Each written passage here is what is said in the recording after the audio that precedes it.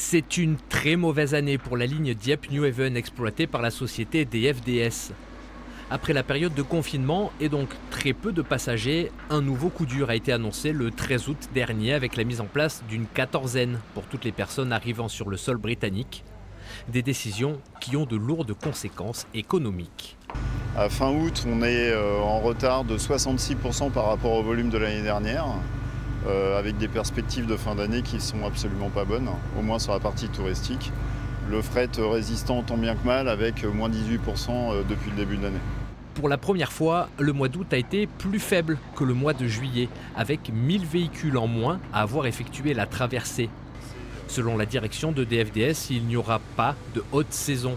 Le transmanche navigue à vue.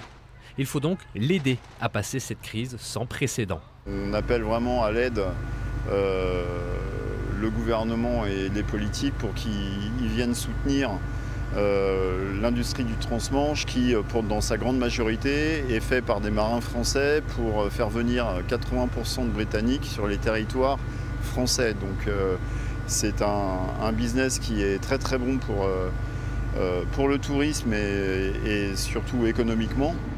Un plan de licenciement de 142 personnes, dont les contours ne sont pas encore définis, a d'ores et déjà été annoncé par DFDS. Autre décision, il n'y aura désormais plus que 2 rotations par jour entre Dieppe et New Haven contre 3 en temps normal. La société pourrait ne pas supporter une deuxième saison de la sorte l'été prochain.